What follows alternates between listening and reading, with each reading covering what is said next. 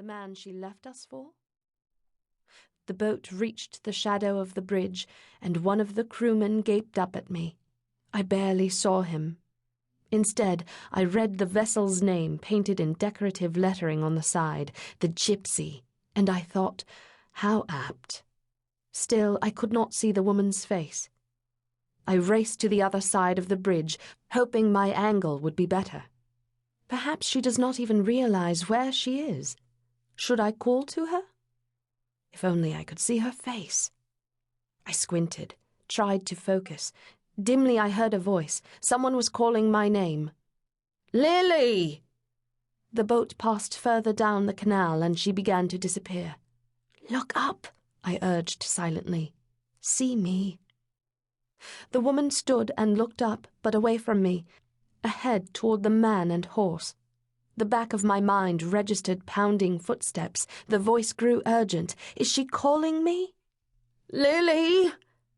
Here I am! I called. The woman turned around. Her brow wrinkled in perplexity as she stared back. I raised my hand and waved.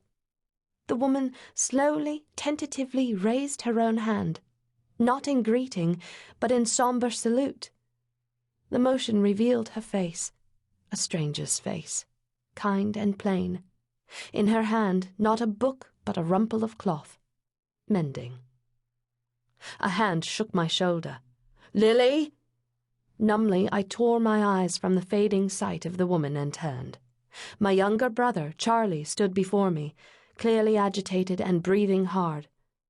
I called you. Why did you not answer? I saw his wide eyes, his frightened, tear-streaked face. What is it, Charlie? 'Tis Mary. Oh, how she shakes. Father sent me. He needs... He paused, eyes searching the air above me. He needs what? I grasped him by both arms, frustrated at his limited ability to focus, to remember. He winced and bit his pronounced lower lip. Valerian? I prompted. Hyssop? He shook his head, still squinting in attempted concentration. Muskpod. Peony? Peony? He shouted. Yes! I was incredulous. But we have syrup of peony on the shelf, the jar marked S. Pennyi. Father says 'tis empty. Dear Lord, no. Oh, Lilly, how she jerks about!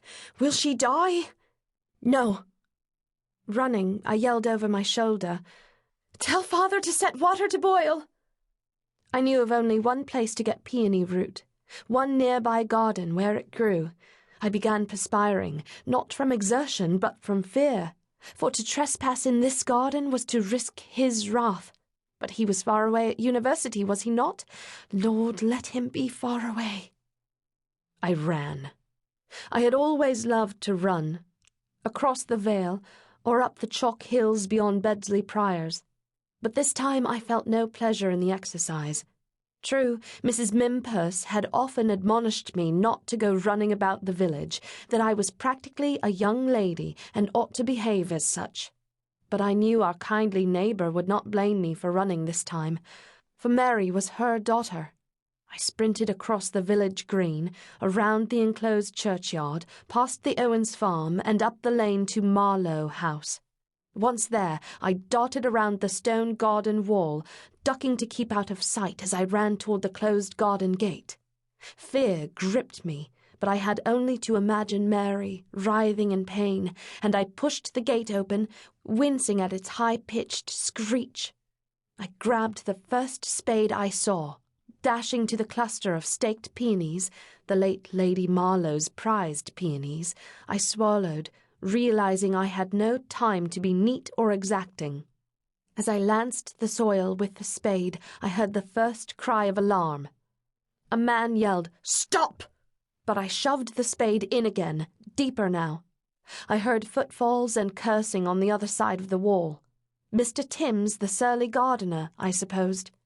Another few seconds and I would reach the roots. I put all of my slight weight on the spade and jerked the handle back and forth. Just as I pulled up the plant by its roots, a man's head and shoulders appeared over the garden.